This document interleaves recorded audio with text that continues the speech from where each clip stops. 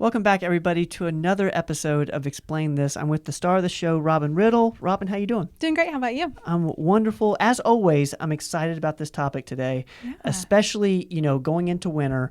We're talking about antioxidants. And, I feel like that word's thrown around so much.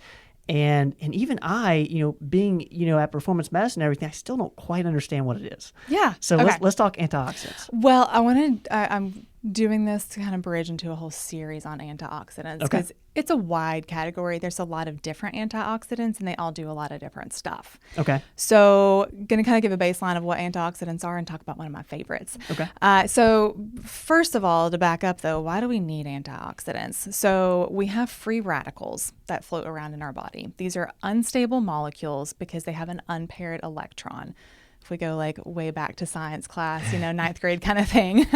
So they want to be stable. They want to be balanced. So they go searching through the body looking for something to steal an electron from. Okay. When they're doing that, they're attacking the cells in our body and inflicting damage. Okay. So free radicals, unstable, looking to stabilize, cause damage.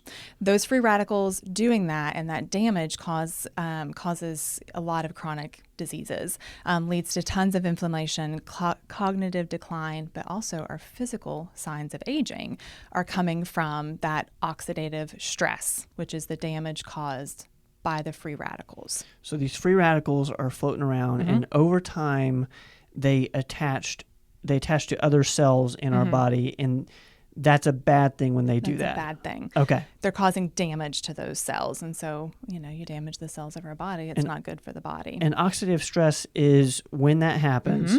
And, I've heard over and over oxidative stress is kind of like rust to the body. It is. Okay. Yeah. Okay. Yeah. And so the body has a certain level that it can handle on its own. Okay. But then beyond that, it can't do enough antioxidant effect on its own. We have to get those antioxidants from an outside source.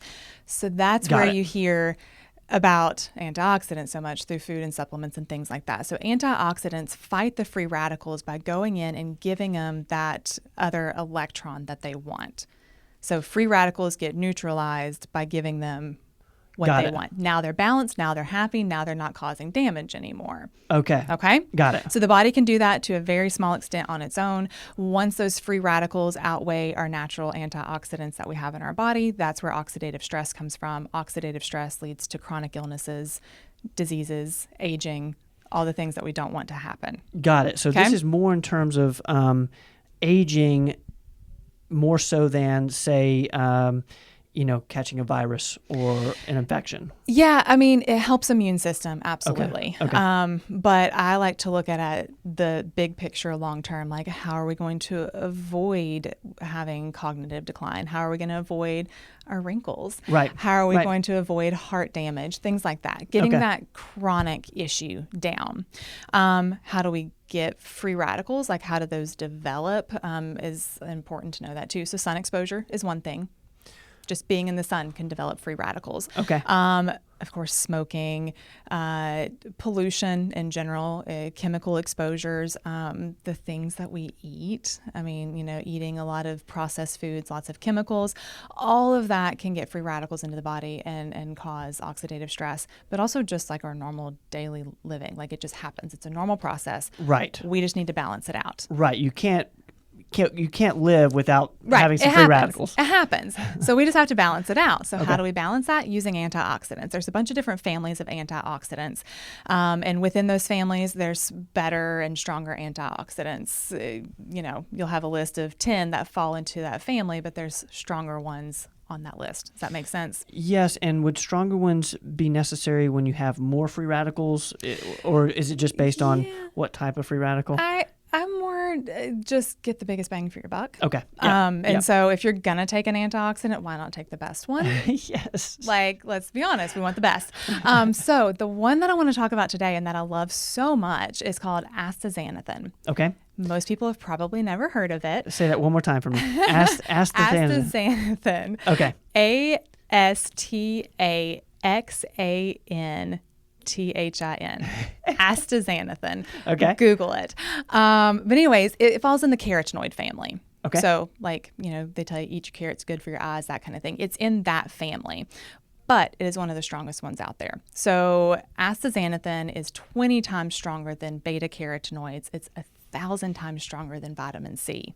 Interesting. Like we all hear, take your vitamin C, it's a strong antioxidant. This is 1,000 times stronger than vitamin C. Wow. So its more specific purpose, it's a very strong anti-inflammatory throughout the whole body. It's great for liver detox. It can prevent degeneration in the eyes, macular degeneration. Okay. Promotes brain health. It's great for the heart. It's great for the skin. And this is why I love this one so much. A little bit of vanity coming into it because of the skin. Okay. They have actually done studies with this, and they have reversed physical signs of aging with astaxanthin. And by that, less wrinkles, maybe more fine collagen lines, production. wrinkles, skin looks brighter, healthier, better. They've seen reduction in age spots, like more elasticity to the skin. So that's what appealed to me with this one to begin with. But it also, by cleaving to free radicals, it can help with cancers. So you can be binding to things that could be in the future causing skin cancer. So people who have a history of sun exposure, that we've had a lot of skin problems, this is a great one to go on. It could be beneficial. This is probably a dumb question, but is it like a vitamin? Yeah. Okay, so it's like a vitamin. Pop a pill every day. Why wouldn't somebody take this every day the way they take vitamin C every day?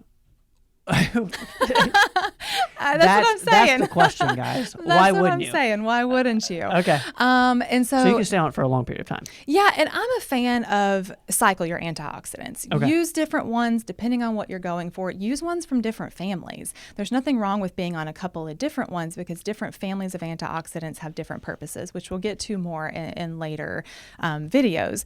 But this one, I like to think of it more for skin. Okay. Is my big thing with this one, but absolutely helps with brain. So there's been studies on it that it's helped reverse cognitive decline, improve memory in people. Heart protection can help lower blood pressure, increases the HDL, which is your good cholesterol, decreases LDL. Okay. What else? Skin, eyes, like I said, macular degeneration. So, I mean, there's so many benefits out of it. That is wild. So really no reason not to take, and I'm going to have you pronounce it. Astaxanthin. Astaxanthin. So there are food sources to get it. Nobody eats what they need to eat to get the level of antioxidants that we really need. Okay. I mean, that's just the way that the American diet is. Like if you were going to try to eat enough servings for this, I think all you'd be doing all day would be eating. Right. It does come in wild Alaskan salmon, sockeye salmon, fish, krill. There's a couple different fishes it's in, some different crustaceans, but the amount that you would have to eat versus taking one tiny little pill, I think just add it into your supplement regimen and be done with it. Any brands you like in particular? I knew you'd ask me that.